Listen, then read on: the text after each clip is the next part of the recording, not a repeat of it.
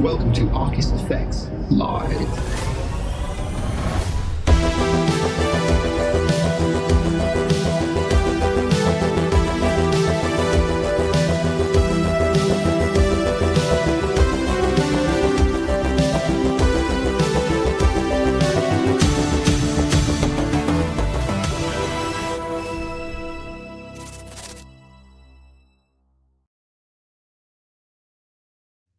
Hi everyone, thanks for joining me. So I was a little bit late. I was just trying to sort some of the CPI data stuff out. Right. Oh, look, what a complete mess I am today. Don't have long hair, people. It's a nightmare. Just respect the girls because they deal with a lot. So, all right, how is everybody? Dedicated father, husband. Thank you for joining us as a new member. Really great to have you. Got a lot of new members recently. Might as well talk about that just for a second, actually. So we're trying to get everything sorted with the members. So whatever, oh my God, what a terrible state I'm in today. This is awful. Anyway, just ignore that. So we're trying to make it so the members, the membership tiers are really appropriate. So if you're paying on the bottom tier, you've got some really good stuff. If you're paying the tier above that, the fan tier, you're paying some stuff like that. So we're also just going to be, I think we're going to lessen the fan tier a little bit, so it's a little bit cheaper, but we're also very mindful, of course, that we don't want to cut people off or anything. So we're going to talk about that over the next couple of weeks, probably after Christmas, and just so things are going to be a little bit cheaper. So if you're an existing supporter of ArcisFX and you're just paying a couple of bucks and you think you're seeing some of the membership content which you like and enjoy, but thinking that the current prices for the fan supporter tier might be a little bit out of your reach, well, maybe we're going to lower it in a couple of weeks' time. So look forward to that, and we hope you'll consider upgrading your membership. So we're going to sort all that out. We're going to talk about it over the coming weeks. We just want to make sure that everyone's sorted. But if you are a fan supporter, you get access to additional long-form content throughout the week, in addition to the regular live streams, which me and James do on Wednesday, which of course all members get access to. So loads of stuff. So if you're not already a member, and great to have dedicated father husband with us today. If you're not already a member, regardless of whatever tier you fancy, whether it's the supporter, the fan, or whatever, or even if you want to join the private group, we'd love to have you, and we'll have some more exciting news about all of that in the coming weeks once we've got past the holiday season. Dana, good to see you. Thank you for being here. Lola, very reliable. Thank you for being here. It's always great to see you. We'll look forward to seeing you. Lucky, thanks for joining us. Great. So that's saw you on Wednesday. Lots of interesting conversations with me and James on Wednesday. So thanks for joining us again. And MD, of course. Wow, we've got the whole team together again today. Good stuff. MD, thank you for joining us. Pleasure. I always keep saying I'm going to have a shorter one today because I'm absolutely knackered, to use a British expression. But we'll see how we go. Right. So let's just talk about CPI data. Now I was trying to sort this out. So let's share the right browsing window if I can. Let's have a look. Here we go. Let's have a look at the CPI data. Let's just check we can see that. Oh, here we go. So let's okay. Can we see that? I think we need to zoom in a little bit. There we go. Right. So before today, expectations for the US CPI data, bearing in mind the context is for the CPI data that we've had some data blackouts because of the government shutdown, and that's been rolling across even though the government has long since reopened. So the bit of the last FOMC statement was a little bit inhibited in terms of certainty because we didn't have these data points. Now, the good news is the inflation numbers have come in for the United States significantly below expectations. I was talking about in the group earlier today that most commentators are suggesting a 3 or 3.1%, but and 2.9% being pretty bullish, which we could see maybe a Christmas rally from markets as a result. Well, we've got 2.7, which is pretty good, and that's really nice for crypto. So we might see some positive movement on the back end of December, which we're approaching, of course. As a result of this. So if those of you who wanted a bit of a Christmas or a New Year rally, then this may help risk assets a little bit. So that's really good news for trading. It's been a really tough few weeks for sure. Just today, I was trying to figure out what I was doing for altcoin gems tomorrow because there's so many shorts, there's a few longs, and some of them are switching between long and short. So it's very difficult to choose between them. And we'll look at some of those setups to explain the complicated nature of the market at the moment as we progress. But yes, good CPI data, which is excellent for markets. So very, very good news for the bulls. Now, in terms of, don't just jump straight into positions right now, because the market has to settle, right? So everyone's got their marching instructions. People are going to be repositioning themselves a little bit. They'll be unhedging or whatever, or you know, getting rid of exiting this position. Well, I was in a Bitcoin short yesterday, just scalped a quick 10%, and then got out. But even if I hadn't, on the news of this data, I would have exited my short position anyway, even though the TA is potentially saying short. As me and James were discussing on Wednesday in our members stream, you know, that there's a possibility if we get some bullish news that Bitcoin could start making some headway and going through all of these key levels, which we'll go into in a little bit. But so CPI data, really great. Let's have a look. Just to look at these comments. Yeah, let's look at that. We'll jump straight into that just in a second. Yeah, I haven't traded shorts yet. I need to. Well, okay. Well, here's the thing, right? So obviously, when you've got in the context of long-term investments for crypto, which is where you really make the big money, and we haven't had an altcoin season yet, then having a bear market sucks for that, for sure, right? Especially if you are like me and others who are laying the groundwork for a potential altcoin season. It doesn't come next year or hasn't come this year, which is frustrating.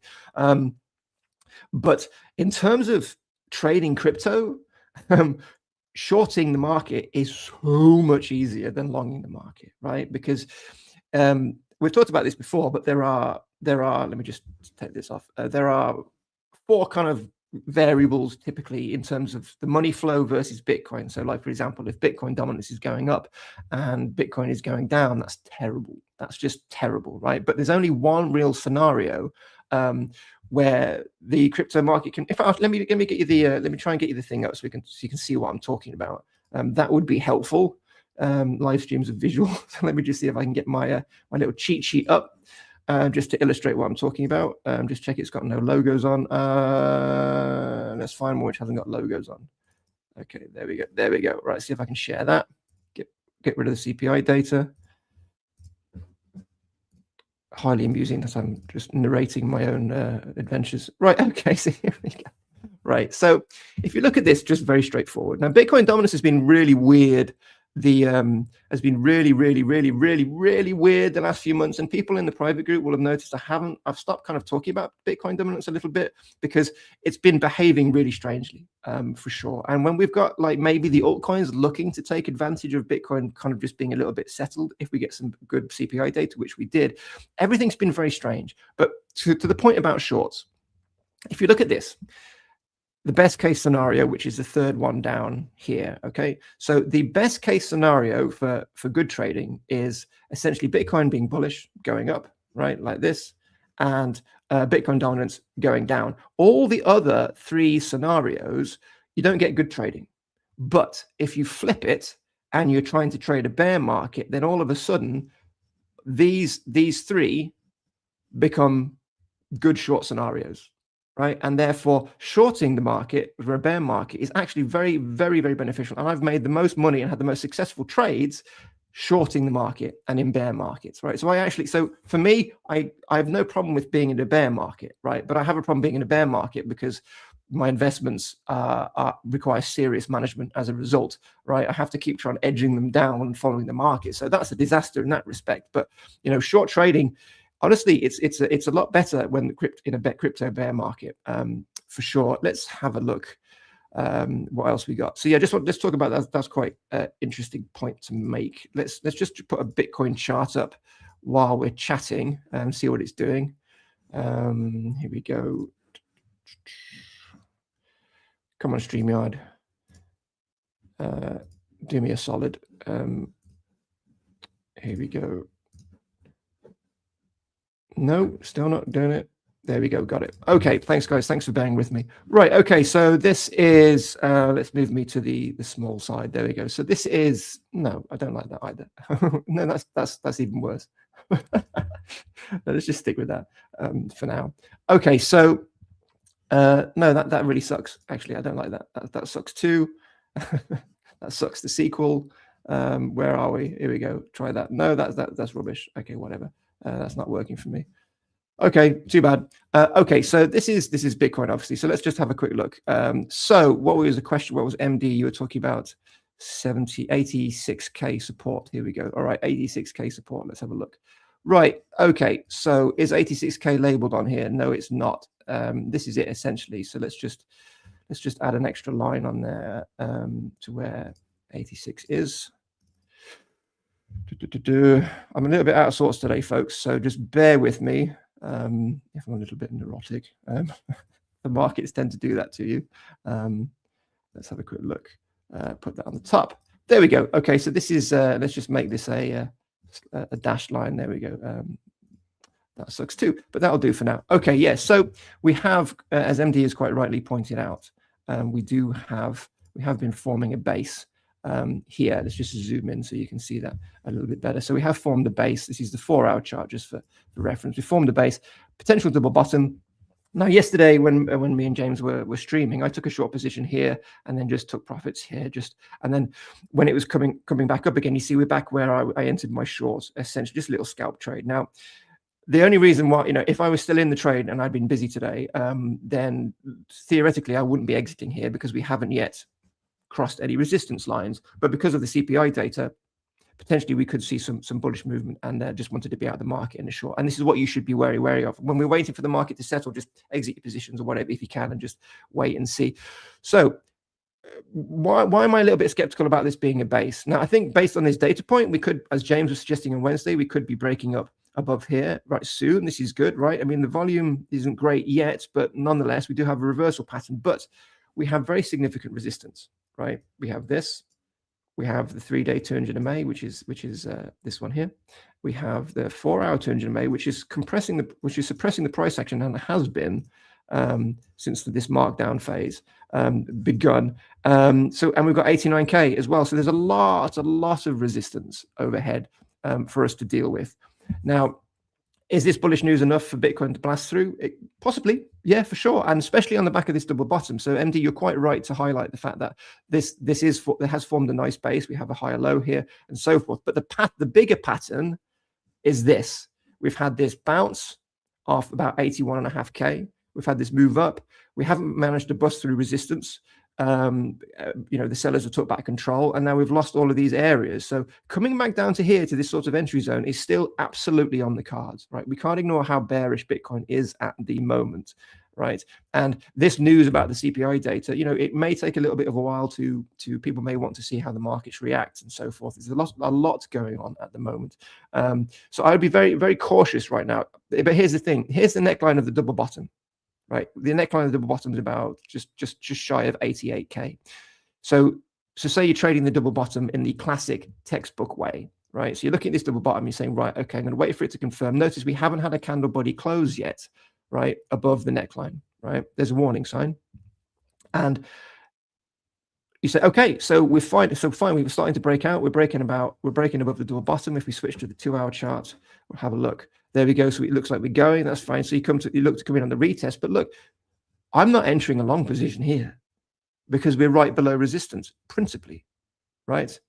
Principally, right? That's the thing. So it's a very difficult position to be in. So we can't trade this double bottom the way we want to because we're too close to resistance. So we have to wait to get on the flip side of it. Maybe in this pocket here, something like that, which will be just maybe 90K, right? So we really need to get above 92K for sure. We need to pop our head above 92K first for any kind of bullish confirmation here. Now that may happen, but right now, even though you're right, MD, that we are forming a base at 86K, it's just I don't know how do you describe it? We're like this. It's like so that's the issue where we are at the moment. So it's very difficult trading. Let's have a look. The drone's just flying by, always good. That's what drones should be doing. The Boring Channel. Hi, buddy. Great to see you. Thanks for joining us. Always lovely to have you. And you'll see on this chart, of course, down here, this is 75 to 73K, which we haven't tapped yet. And that is very important support in terms of any bullish kind of narrative. And if you do just look at the TA, you can see very easily that, this is where we're going. We've had a crack at breaking out. We've failed. We've come back down. We're stuck below resistance. We have a double bottom, fine. But the higher time frames, this is the picture, right? Big markdown. We've got to form a base on the higher time frames first, right? And I'm not sure this data is going to be enough right now to change that narrative, but we are going for it. So there's an option, but again, there's a waiting game. We've got to get on the flip side of this before you enter a position. Do not front run it. Don't try and come in here. Wait till you get on the flip side for sure. We need the dust to settle. We need to see how the price action is. And you know what Bitcoin loves to do? It loves to just go high and then buy, right? So we really need to see, Bitcoin kind of come up from here, find its feet, show that we've got security, right? And then people will start to look to take their positions, and then we can maybe start drifting towards this serious resistance and have an attack on that. So, don't be like, yay, Bitcoin's broken above 92K, right? I'm coming straight in. You need to see how we definitely need to check these areas to check they're flipped from resistance to support first. And really that means we just want the price action to be, here's an example, right? So we've come up here, we've broken through, right? Now the price action just sits a little bit. People then start entering their positions with confidence, and then we move up, right? That's what we need to see. Essentially, we don't want to be just so caution is advised here, regardless of what you see. But the bullish throttle and send will be a break above 92K, and then look to find your feet, and then you're looking for a W pattern or something like that, right? That's the idea, right? So it's a game of patience. Right. Hi there, Controller Alpha. Great to see you. Thanks for joining us. I want to short BTC, but I don't know the name of it. Shorting the market is pretty good easy these days, because you've got on exchanges, you've got let me just leave that comment up for a minute. You've got I'm not quite sure what you meant by that, but you've got like short tokens, 3x short tokens. A lot of exchanges allow you to trade like Bitcoin inversely without having to actually short the market or anything like that. So you can like on Binance, for example, you will have a Bitcoin 3x long token, which will essentially move up 3x, like a leveraged trade would do. If Bitcoin moves up 10%, you'll get 30% move. And then you've also got short equivalents as well, right? So it's pretty easy these days to short the market, depending on traditional exchanges, in addition to more regular kind of stockbrokers as well. So it's very easy to short for certain. But Bitcoin is not necessarily a thing you want to be shorting. You want Bitcoin to be bearish and in a bear market, and then you want to be shorting the rest of the altcoins, because those are the ones which will just not move until there's some bullish further. And if Bitcoin's heading down, then it's just short it, and it's just really easy that way. So yeah, have a look at some exchanges if you're not registered on Binance or MEXC, not promoting this KuCoin or Bybit or whatever, and they'll have a lot of options for you to very easily short the market without having to turn into futures or anything like that. We'll take a look at Sol, or let's just jump into Sol for a minute. Let's just go through these comments today. That's Sui. That's a thing for tomorrow. Yeah. Okay. So big picture with Sol. Big picture with Sol is this was I think this is an altcoin pick last week. I can't remember. I don't think so. I'm not sure. So this is the big picture. Just zoom out. Always zoom out, folks. Always get the big picture, right? So this is the big picture. I know you can't write. Let's just turn this off. So we're essentially, well, you can't need a diagonal line, duh, right? So we're at this diagonal support here, okay? And Sol is just kind of spooling up. It's just like, well, I'm ready to go if the market is, but it's bleeding a little bit at the moment. So you'll notice I had drawn this. Let's just get rid of this. This is the 4-hour chart, people, if you're paying attention. So I had drawn this diagonal line as a way to get bullish confirmation before entering. So the idea with Sol would be, we have this range we're trading in, but you'll notice now we're putting in lower lows, which is why it's very important sometimes when there's a bit of uncertainty in the market, draw these lines, and then if you do get a break, you've got a bullish signal, then you look to come in, as opposed to coming in here right now without a break, which is looking pretty precarious, right? So that's the idea. So yes, we've got good options with Sol at the moment still, if the market gives us a bit more bullish momentum, but you still wait for bullish confirmation. So essentially you'd wait for a break, maybe surpassing some of the previous swing highs, and then look to come back in again. And that will attract more buyers. But right now, sellers are starting to look at this and they're starting to think, oh, this looks like it's bleeding a little bit. We've gone below this previous low, and we could be maybe coming down like this. So caution is advised, which is why this line exists. But there is a range play here for sure. And if the market does reverse, coming all the way up to around 170, is perfectly on the cards if we get some bullish momentum. But Bitcoin definitely needs to get above 92K for that to happen, for sure. So yeah, Sol is holding the line for sure. 86K on the daily. Yeah. Let's have a look. How can you call it a bull run without an alt season? Well, Bitcoin's been in a bull run. Well, it's a little bit complicated because when so Bitcoin has been in a bull run, right? So Bitcoin's been in a bull run, and Bitcoin is the market leader. Now, when the bull run started in 2023, let me just try and let's find the my altcoin chart just so I can show you while I'm talking what I'm talking about. Okay, let's have a look. Right. Okay, so here we go. So just check you can see that. Right, here we go. Right, so this point here was June 2023. Okay, now this is when Bitcoin started to get really bullish. Now, obviously, it had been putting in gains since the start of 2023 on the back end of the bear year 2022. Oh, my coffee's gone cold. Tragic. And if you remember back then, it was all about the ETF fervor and ETFs being approved in the United States, and that was the bullish narrative essentially. Right now, it's all about CPI and all that kind of stuff, but it was that was the bullish narrative, and we got good gains right from the altcoin market. Right, I remember I was trading FET at the time. Everything was moving. FET was a really hot token at the time, and there was I think I was only trading with about 5K, but doubled it in 3 weeks on the back of this sort of momentum, which lasted essentially till about April 2024.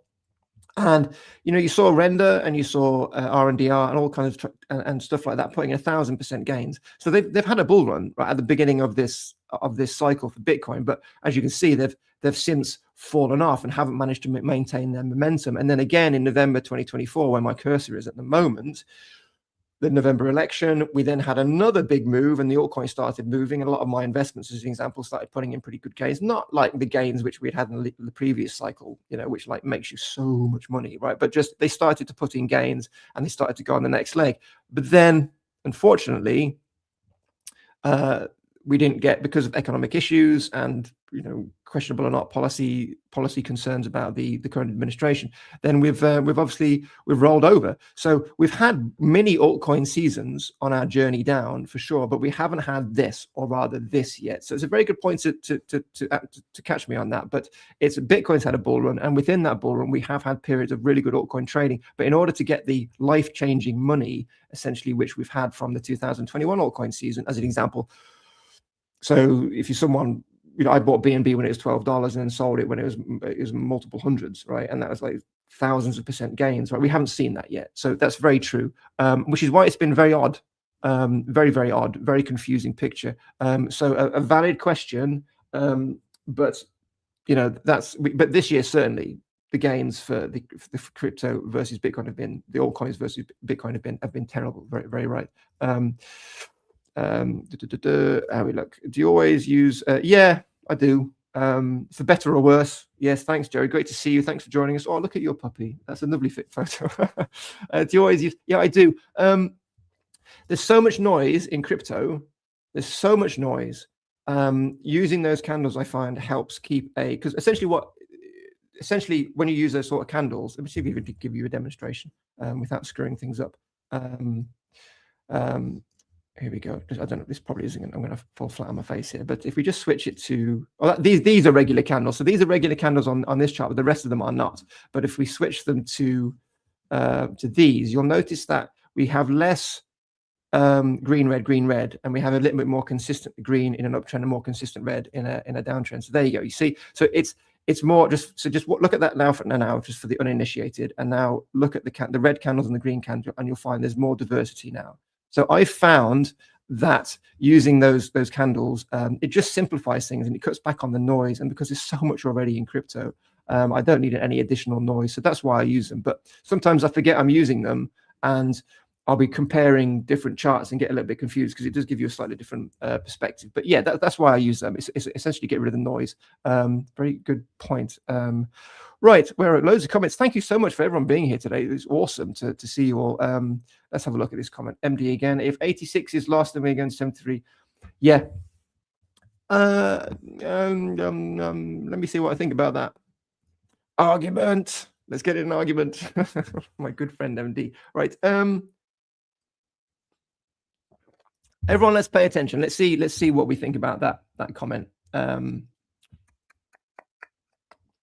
see your argument, right? I do see your argument, but you know, we've had bounces not off that level. And here's the thing: if we look at the fixed range volume profile, here's your low volume node, right?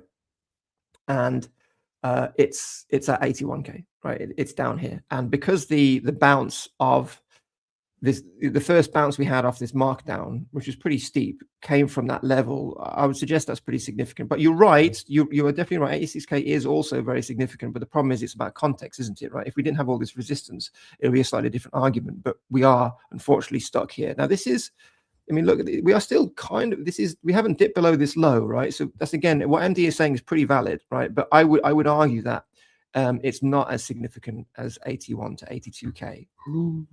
So that's what I would argue, right? But this is the whole point, right? You know, you've got, the most important thing is that you have an opinion on this, right? You shouldn't be trading blindly, right? So and if we and what James was saying as well probably supports what you were saying, MD, as well, because it's a good launching point to break through these areas as well. So if we do see a breakout now, then there you go, egg on my face, for sure. But we have to just good to see by the no, I mean, I agree, but again, we can't really say that we can't really say we're going to avoid 73k until we've busted through these resistance areas, because we're still in a downtrend on the primary trend. We have to remember that, right? We've had an uptrend, a brief uptrend on the intermediate trend, a brief uptrend on the intermediate trend. Now we've lost those levels, and we are forming a base underneath it, but it's a bit of an awkward place, right? And that's the issue. So if you do move up from here, and Bitcoin can do that, then sure, 73k will start to become in the rearview mirror quite significantly, for sure.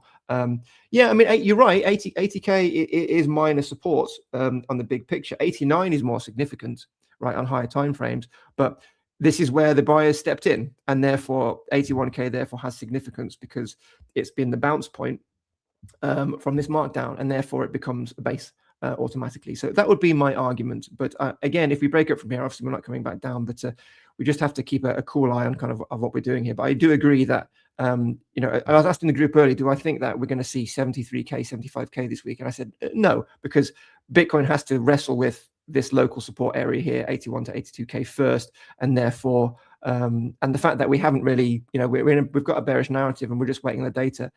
It's pretty good that we've been holding our own here as well. So yeah, interesting point, MD. So let us know in the comments, what do you think? What do you think about that? What do you think about 86k, folks? Let's get the opinion here, right? And I'm happy for you to lean a little bit against me. So please let us know what you think about 86k versus 81, 82k. That'd be a good conversation. Santa rally. Well, I'm a Scrooge, so I don't want Santa to have any love. But yes, that would be really nice for sure, Santa rally. And this CPI data certainly, if you're going to ask me what CPI data do we need to have a Santa rally, I would have said 2.9, and we got 2.7. So yeah, you're probably right. Did you think this will happen next year? Altcoin is going to the moon. Right, when we go back to this chart, this is we've been exploring this narrative in Bitcoin Update over the last few weeks. So if you haven't checked those out, please do. Now, the way we've structured Bitcoin Update at the moment is the back end of it is about the latest price action, and then the beginning of it is like a discussion about the current situation with Bitcoin. It's not really relevant to the current price action. So you're keen to have a bit of a deep dive into all of the different possibilities for Bitcoin. Check out Bitcoin Update over the last few weeks and run through them. Give it a like and a comment, and that will kind of give you an idea of the different options we've got. But you look at this chart, of course, and then you're asking the question, is there a Santa rally around the corner? Is it going to be an altcoin season next mean? Well, look, can the altcoins continue lower? Of course, right? They've been down here before, but you know, this is a very, very extended markdown phase for altcoins despite all of this. So it's going to be very interesting to see what happens, right? And what we do know, as I've said in Bitcoin Update, is that Bitcoin's bull run has been different. It has been longer than previous. It has been muted this year. If we just go back, if we go to my rainbow pattern, it's not my rainbow pattern, but let's have a look, see if we can load up the chart. Rainbow, have I labeled it? Yes, I have, thank God for that. Here we go. So if we look at this, And this was the narrative in Bitcoin Update this week. So if we just zoom in, these are previous bull runs, right? This is the current one, and it's been muted. Now, remember, bearing in mind, this was the pandemic, right? And that was arguably a muted bull run too, right? But based on this chart, it is being muted. And could we have a little anomaly like this coming up from here all the way up to 200K or maybe 190K? Yeah, absolutely. And if that happens, and we've got lower inflation and the economic conditions are better for risk assets, and dare I say it, some courts in the land in the United States stop President Trump and his administration from maybe some of the continuing the tariff chaos, right? There's a possibility that all the tariffs will be struck down, which again isn't going to be helpful to markets, but maybe we could have a more stable year. Difficult to say that with certainty, but yeah, so there's lots of possibilities. And the fact that altcoins haven't had any love, and the fact that Bitcoin has been muted, and the cycles seem to be breaking, and what we've come to expect isn't quite happening. Then it is it's a coin toss really what we see next year. I don't really get involved with the bullish fervor too much. I'm looking at the TA, and we've talked about Bitcoin before. We've lost serious primary trend lines. We've lost. Let me just load them up. Let's have a look. A little bit scatty today. I'm sorry. Let's have a look. What am I looking for? Weekly pitch fan, head and shoulders, log scale, come and handle, bear market predictive, 50 MA. That's the one. I think. Yeah. So look, we've lost the 50 MA. Right, we've talked about this ages ago, right? And this was the beginning, essentially, of the bull run, right, back here, and we've lost it. That's a bear market signal, right? And we've also, I'll have to find my primary trend line, but I think we're losing the primary trend line as well. So, we can't ignore these signals, but that doesn't mean Bitcoin can't reverse from here either. So it is a complicated picture, but we have to. I am bearish bias for sure, based on just TA, and that's the way we need to do it, because ultimately, you think about. A lot of the bigger problems with amateur investors and crypto people investing in the market, which are not very experienced. You hear about these Dogecoin millionaires, right? They'll be riding. They'll be like, yeah, I bought Dogecoin down here. This is Bitcoin, of course. I bought Dogecoin down here and I rode it all up, and it's going to keep going higher. But they don't know to recognize that this is a really bearish signal, and then that's where they take profits. Right? That's where you take your profits, right? So my investments from the last cycle, I never sold them at the top, because they could continue higher, but I sell them on a significant cascade of bearish signals, right? And this is one of them, and we've had that, right? And Bitcoin is being reflective of that at the moment, and that's essentially the game right now, and it's a little bit unfortunate. Now, what Bitcoin can do next is anyone's guess, but it has the potential for more upside. But I am bearish bias at the moment, and if you look at what I was discussing in Bitcoin Update this week, was about the Trump administration, not in a political context, but in a context of, in order for risk assets to be able to ascend and have that cascade of money flow. Let's bring that chart up as well. Let's do this. Let's have this conversation. Where's my thing, my path to altcoin season? So everyone in the group will hear me yawning on about this. So let's just get this shared. Have a look, talk about this for a minute. Oh, there I am. Right. Okay, so yeah, I talked about this in Bitcoin Update to this week as well. So I would encourage you to check it out. So we had phase one, where the flow of money moves into Bitcoin, causes prices to surge. That began to happen in October, but really kicked off in October 2023, right? Then we have phase two, where Ethereum starts to outpace Bitcoin, right? And that happened this summer, right? It started to do that. But we didn't get beyond this. We didn't get beyond essentially phase two, where then people start taking further Bitcoin profits and their Ethereum profits, putting them into the other large caps, Solana, Doge, all that kind of stuff. And then they go up significantly faster and make more money because they're not as big as Bitcoin. Therefore, if Bitcoin goes up 100%, these guys can go up 500% or whatever, right? And then they take the profits from there.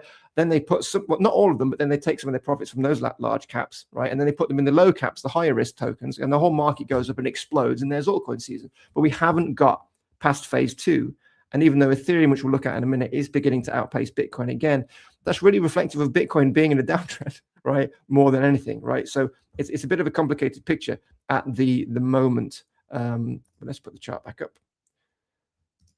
Here we go. Trading view. There we go. So that's kind of the context. Right. So many thanks so much for everyone's participation today. Really enjoying this. You're making my life a lot easier. Here we go. Next comment. Right. Unless Wales wants to ruin Xmas, we will see 100K first, and maybe 70, then maybe 73K.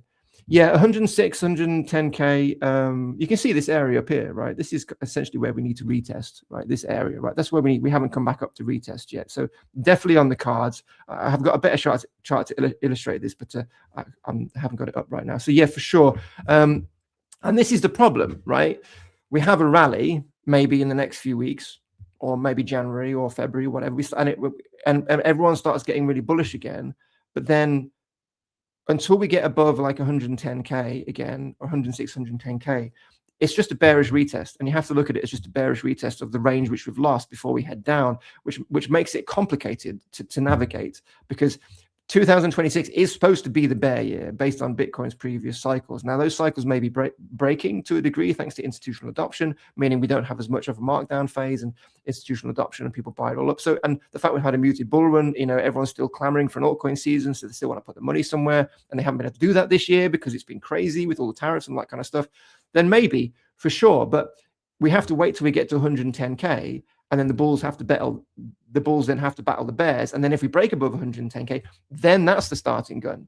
But by that time, the market's already moved. So it's really, really complicated, as opposed to looking at Bitcoin at the back end of 2022 and saying, right, the bottom's in, we've got all this upside, I'm going to enter all my positions and then benefit from it. Whereas now, Bitcoin's had a really good run up, right? It's not the best run, right? But it's some really decent gains. It's had a good bull run. It's been extended. But it's like, okay, so we're going to go to 200K next. It's not the same as going from 25K to 125K, as opposed to the bullish fervor surrounding, well, we're going to go from a 89K to 180K. It's a different proposition, and it's more risky, because the closer an asset gets to distribution, the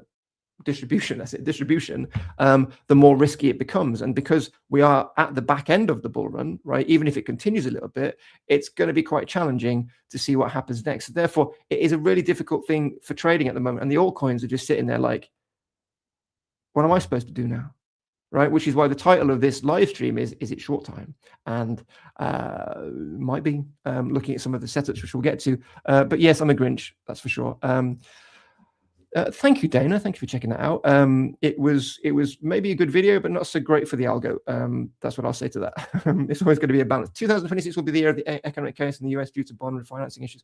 Yeah, we're certainly not out of the woods. It's so complicated. It's so complicated. And let's just say, if the current administration in the United States, regardless of whatever you think of it in terms of their economic policy, let's say that this is a necessary and required shift into a different world order of money, right?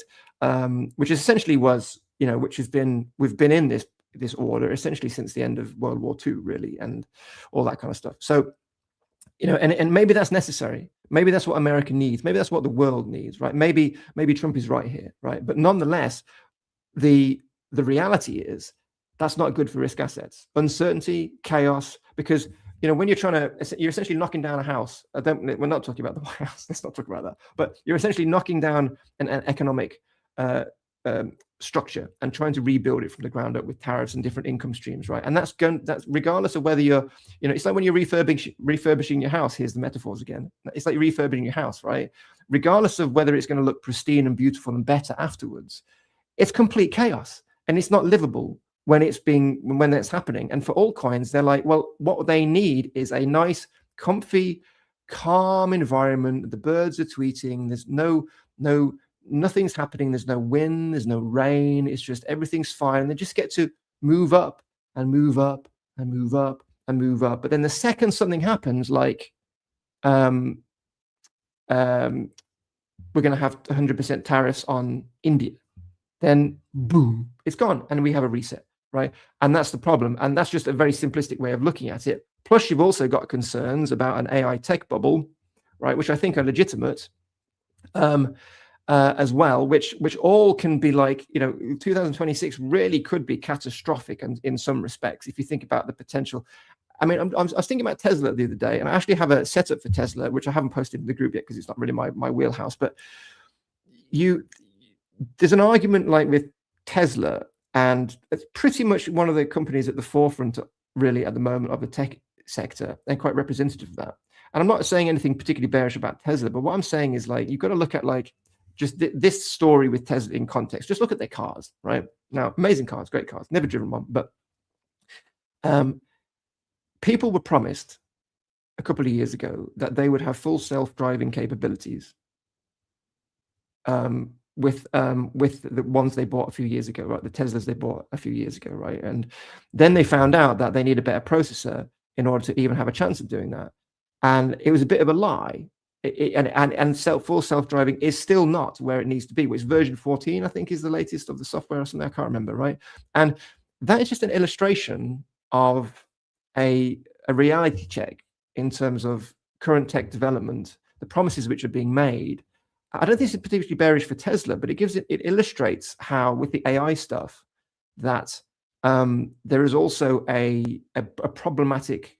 Because look, I'm so incensed, right? Because I can't log into my Outlook web, right, without Copilot in my face. I can't get rid of it. Microsoft will not let you get rid of it, right? The same problem with Google and Gemini and all this kind of stuff, right? And it's like everyone's jumping on this bandwagon. Everyone's chasing it, and it's it's so you can. There's a use case for ChatGPT. There's a use case for all of this stuff. But when you actually look at how good it is and what it can actually do and what its actual use case is, well, what's its use case? Getting rid of jobs, right? Its use case is getting rid of jobs. It's Amazon have already. An external memo came out from Amazon just a few days ago, I think, which showed their plan to essentially turn to AI automation. And they've also got like these cheat sheets to talk to their employees about it, to call it. So it's not like a robot. It's like some more positive language they're using to make people feel like their jobs aren't going to be lost. So and plus the AI stuff is very insidious anyway, in terms of it's really just another measure of control. And everyone has fun with all the different technologies on your iPhone and all that kind of stuff. And oh, look, I can put an image of myself getting in a Ferrari and driving off, even though I've never done that. It's exciting, but what's the use case, right? What is the use case other than to just wreck employment? And so that's obviously really simplistic view of looking at it. But all of these things, it's like we're all putting all this money and everything into it. And the stock market has, of course, diverged from the reality of the economy, you could argue, this year. And there's a lot setting up for some problems next year, as people have been saying. So it is a very complicated picture. But of course, then we've got inflation data, and maybe we've got all of that behind us, and then that makes it better for risk assets. So it's a very complex picture. I don't think any commentator is going to be able to give you a clear, definable signal as what's going to happen next year. Not me, not James, not anybody, right? Because you type into Google, like, tell me what's going to happen next year, and you'll have a very binary responses, right? Some will be saying this, some will be saying this, and it's not particularly helpful because it's uncertain. We have no precedent for what's been happening. So anyway, let's have a look. So Xmas rally is being cancelled for 2025. 3 full market days left at Xmas, so too late. Right. Firstly, I want to just congratulate you, the Boring Channel, because you're right. Christmas does not start yet, right? It starts on the 25th. It does not start on December. It does not start on the 23rd. It certainly does not start after Halloween. So thank you so much, and that's why I'm a Scrooge. Anyway, already pumping. Let's have a look. What's pumping? I'm guessing you're talking about Bitcoin, my friend. Let's have a look at Bitcoin. No, where's Bitcoin gone? We've lost Bitcoin. Oh well, it's all over. Yeah, it's trying to move up for sure. Let's just zoom into the 15-minute chart, see what's going on. Yeah, topping pattern maybe. Struggling a little bit, right? But maybe we can bust up through here. Let's keep an eye on it. Let's keep an eye on it. Declining volume, not convincing me just yet, but let's wait and see. Let's keep monitoring that. Let's just keep this open for a minute while I'm enjoying going through these comments, guys, honestly, because it's just making my life so much easier. Let's have a look. I think the last 2 weeks of this month will be good. Yeah, well, the 2.7% CPI year on year is certainly going to do that. Yeah, so you're right. I think everyone should, MD, you know what? You should just come here. Just come and take over, because you know what you're talking about. So just come and see it. Come and take over. Give me a break. Starting today. See, that's what we like. Very, very definitive action for sure. US market is blasting. Right. Well, as I talked about, just to talk about this, when you have data points, FOMC, whatever, there's going to be a ruffle, right? There's going to be a ruffle. There's going to be a movement, right? You've got to wait for the dust to settle. People are changing hands, they're reorganizing their positions, and the market will reflect that. It's not reflective necessarily of the direction we're going to go in. Okay, so you do really need to wait and see where we are, where we are at. Just like I said with Bitcoin, right? We may get a wick up through here now, but we need more than that. We need to find a form of base, and that takes time. And then people will come in, right? Because right now, with Bitcoin the way it is, and even the stock market the way it is, we've got to be very cautious, right? Given the fact that there's multiple factors, as we've said. So yes, right now it is, and 2.7 is good, right? But we need to wait and let the dust settle. So it's definitely, and then of course it's Christmas next week. So I mean, low liquidity, all that kind of stuff. So let's have a look. Thank you for everyone's comments. I'm very, very, very impressed. ETF and AI screw up altcoin season. ETF and AI screw up altcoin season. That's what I think. Here's the argument for an altcoin season, right? Here's an argument for a decoupling of, because Bitcoin was first to the punch with the ETFs, but now a lot of the top 20 cryptos are getting the same treatment: XRP, Ethereum, ETF applications, etc., etc. Plus, Solana, as an example, as a blockchain technology, is leading the way in terms of on-chain stocks trading, right? Now, that is not something we could say a few years ago. So you put Solana and Bitcoin face to face and say which one's the big dog, then Bitcoin wins.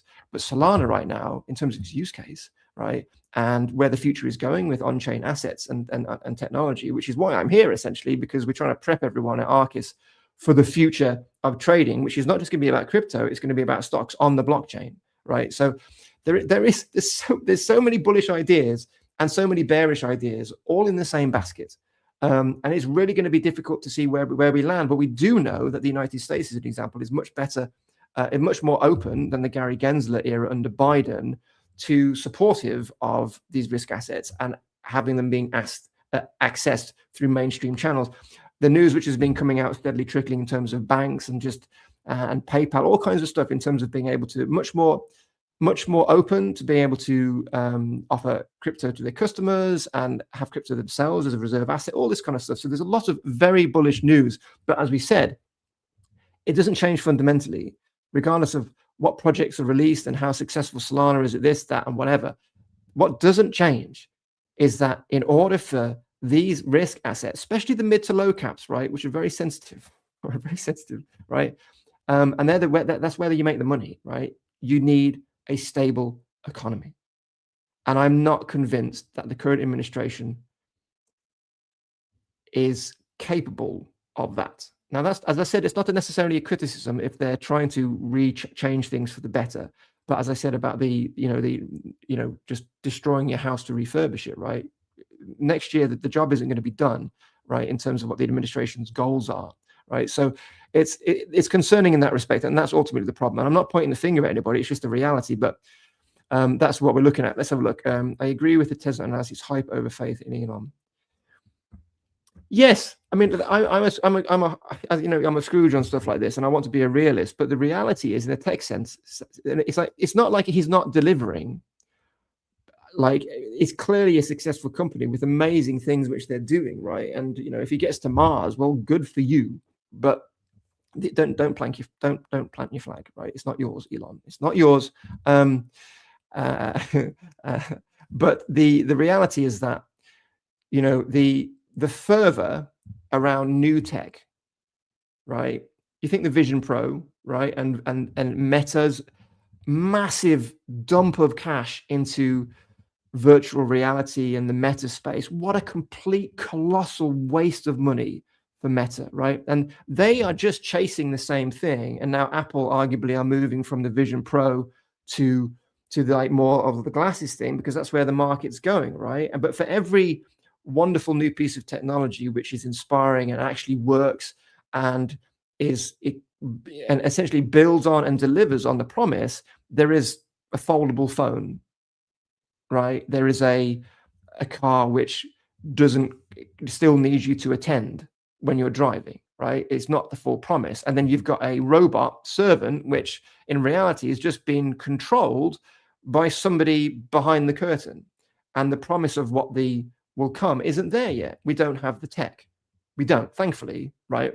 Because it's a little bit scary. But that's that's the thing. And the problem is, it gets to a point like with Tesla, where if you don't deliver by a certain point, then it's going to plateau, and it's going to start to, the interest is going to start to wane off. So Tesla really has to deal with this sort of stuff. And Nvidia as well. Look at Nvidia now. No issues with Nvidia as a company, right? But there are serious headwinds, right, in terms of production, memory prices. They've already had to scale back some sort of thing. So again, they've put a lot of their eggs in the AI basket, right? Because why wouldn't they? It's a company that can really benefit from them, and they've really done a really good job. But where's the end game here?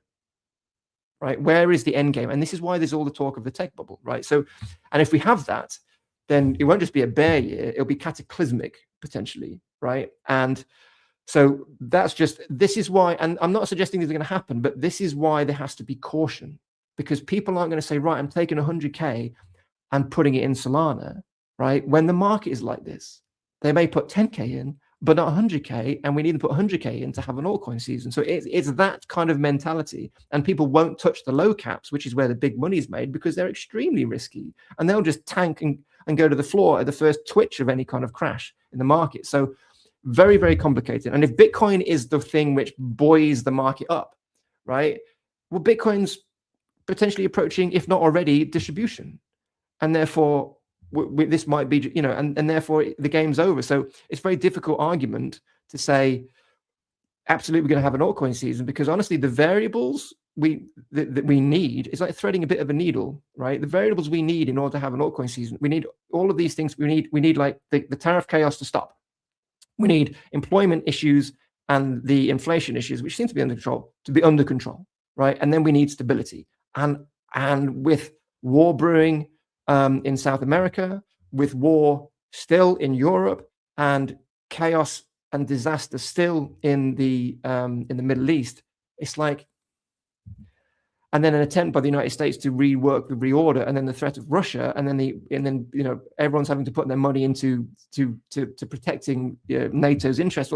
It's an extremely challenging situation. And when it comes to trading and when it comes to markets, right, what's the first thing which goes?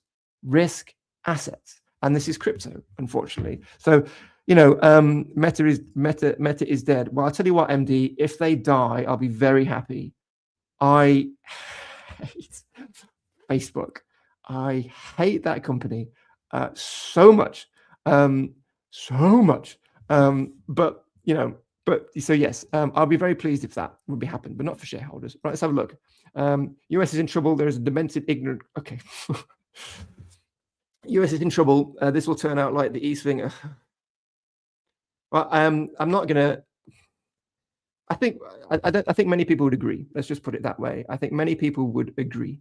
But at the same time, there is a segment of a solid argument for, regardless of the way it's being done, there is a solid argument that the status quo in terms of the American economy and the way and the way it interacts with the rest of the world needs to change.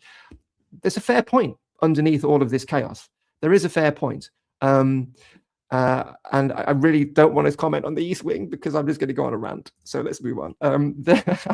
They have nothing original to offer. Their strategy has been consistently been imitation. Examples including, you know, actually James needs to be here, right? Because this is his wheelhouse, right? We need to, James, come on, come and join the stream if you're around, because this we're talking about stocks and stuff. You know what? Me and James had a conversation earlier in the week about just trying to make sure our coverage has parity. In terms of that, you know, there's no confusion with like James's Bitcoin analysis and my Bitcoin analysis. And then on the back of that conversation, I'm sitting here talking about stocks. So I'm so sorry, James. Give me a slap when you next see me, for sure. You know, the way I look at AI is, by the time it's successful, Arnold Schwarzenegger will turn up to kill John Connor. So it's like, that's the end game. And I'm like, that's not a pretty picture, right? Thank you, Lola. Right, we're running out of time. Let's just have a look at, I want to show you Ethereum. Let's look at Ethereum very briefly, because something's nice with Ethereum at the moment. Let's have a look. So Ethereum versus Bitcoin daily, right? So we have Ethereum USDT pair and we have Ethereum Bitcoin pair, right? Now, all of which are tapping support right now. Ethereum USD daily is tapping key support at 2842, right? So if the market goes up from here, we're in a good position, right? So there's a trading opportunity there, and we have nice confluence with the 6 hour because we've broken out of this pattern on the same double bottom. And I was saying about this a couple of weeks ago that this is the support we need to be waiting for, right? So that's great. Are you want to be trading Ethereum USDT daily at the moment, the dollar pair? Because if Bitcoin heads down, that's going to be impacted. Maybe not.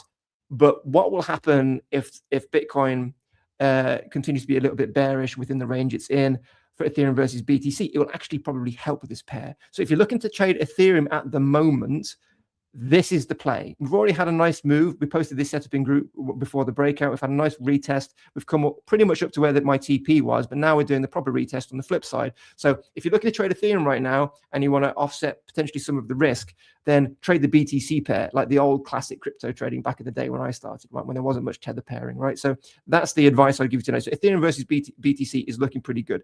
But let me just highlight the problems I'm having before I finish. So this is talking about, last week, we talked about setups and how in certain market conditions, not all the setups are going to play out, which is why it's very important that, so Neo, I think, was an altcoin gem last week, I think, right? And the argument where we had a double bottom and we had this neckline of the double bottom with conflicts with these moving averages. And the idea was that we wait for a break of the neckline and then we look to come in on the flip side like that.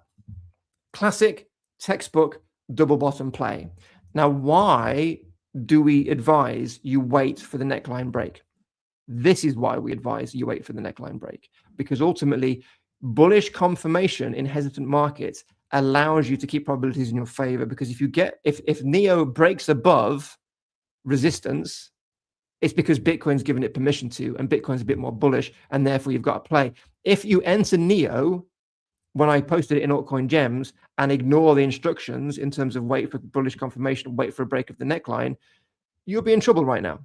So this is very important, that there's a reason why we have all these different plays, and some of them will play out, some of them won't. But the point is that Neo has invalidated its bullish play now, but no one should have entered it anyway, so it's not a problem. And we've now switched to a short. So the title of this video was, are we going short? Well, it looks like we might be. At the moment, right? But again, we need to wait for the dust to settle from the CPI data. So Neo, really straightforward. You'd wait for a move up, back up to around 3.944, something like that, and that's your entrance, right?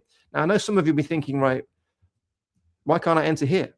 Well, if we enter here and the market reverses, as Bitcoin could do now based on this data point, then you'll enter your position here, the market will do this, and you'll be like, wah, I'm stuck, right? Or your stop will get hit.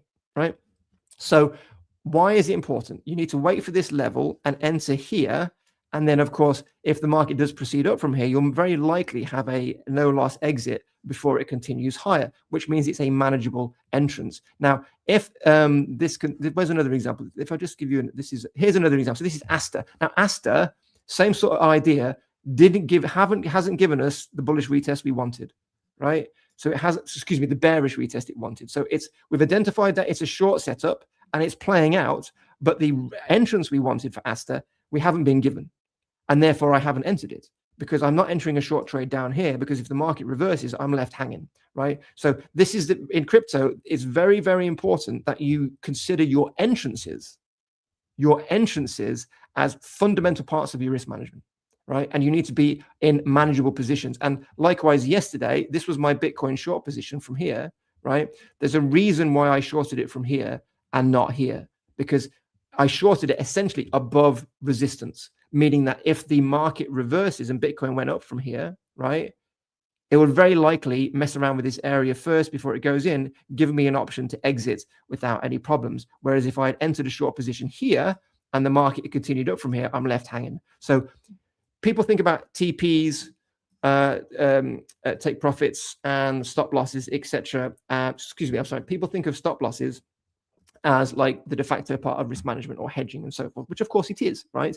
But the reality is in crypto trading, you've got to be smarter than that, right? You've got to be better than that, right? You have to think about your entrances and position your entrances perfectly to give you options if the market goes in a different direction, because it often does, right? And that's the whole game, to use crypto's inherent volatility to your advantage. Now, that can be frustrating for traders who are used to take this position and go, because you have to wait for the ideal entrance. And some setups just won't give you the entrance that you want, right? But ultimately, that's the whole game now. Now, just before we go, let me just show you this. Right. So this is the complicated picture right now, as an example. Is this the right one? Let me just see if I can find it. Just before I finish. Right. Okay. So no, let's not do that one. So this is link, right? This is link. Now, we've had a double bottom, we had a breakout, right? And we're in this descending channel, right? But we did have another double bottom. If we zoom in, we did have a double bottom here forming at this support area at around $12.5, but we've lost that. And if we essentially just get rid of this line, we're putting in a bearish retest of this previous range, and we could be shorting. So that's why there is a short and a long at the moment. So the only way I'm longing this, if we get a breakout, there's that confirmation again of this falling wedge, which has got nice confluence with the 200 MA and the 50. But again, I'm not entering until I've seen that, especially not now, because we don't even have a macro double bottom to trade off, and it looks like we might be losing this range. And because this is better support underneath, right, it's a difficult picture. So I'm just discuss this tomorrow, right? But this is at the moment, right? It's a long and a short, right? And we need a confirmation of direction. Now, we have had, if you notice, a break out of the pattern on the RSI, which implies we might be leaning long now, right?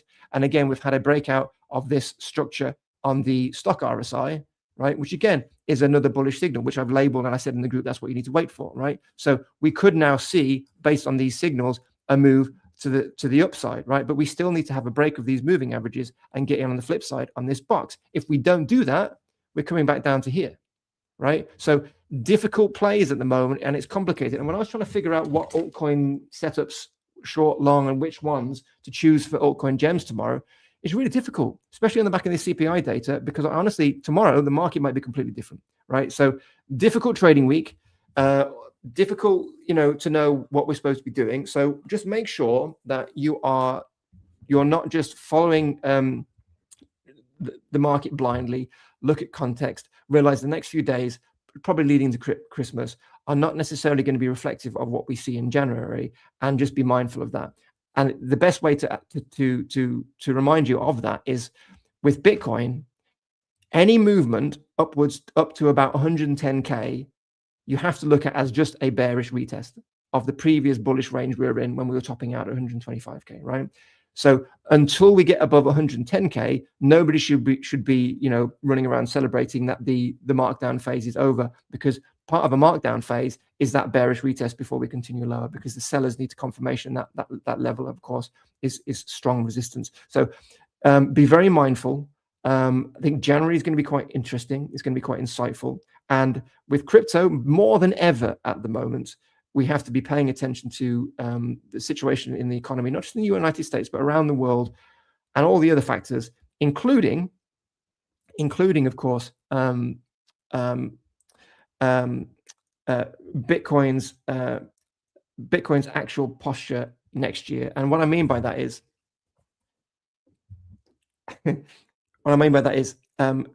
don't jump on the bandwagon prematurely. Don't jump on the bandwagon prematurely, right? Keep your bearish bias, knowing everything we've discussed today is a clear reality, right? Confusion, uncertainty, not good for risk assets. And Bitcoin could be done now for the remainder of the year, but for the next few months for sure. But that doesn't mean we're not going to have excellent trading, because I said at the start, and the whole premise of this particular live stream is it's short time. It's not. That's not a negative statement. This is how it should be said. Is it short time?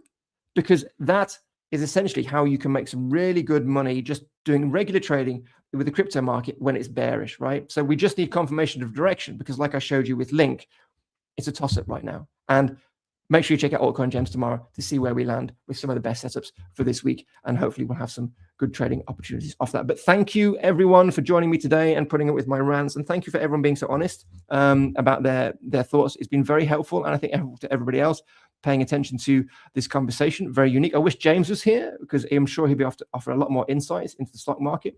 And of course, you'll be able to hear him again. I think he'll have a, yes, he'll be back on Sunday, of course. So to continue this conversation, perhaps with James on Sunday, make sure you are subscribed to the YouTube channel, like, comment, share, all that kind of stuff. And make sure you check out James's live stream and the back end of Sunday this weekend. And I will be back, of course, next week. And I'm not a big Christmas guy, so I'm not going to start releasing videos. But if I don't see some of you in the holiday fervor because you're eating all your food and everything, then I hope you have a good next few days. And of course, please join us next time. But thanks for you and everybody else. And my coffee's totally cold, so I'm going to go heat it up. Have a great day. Thanks for joining me, and everyone across all the different platforms. Take care for now. Bye-bye.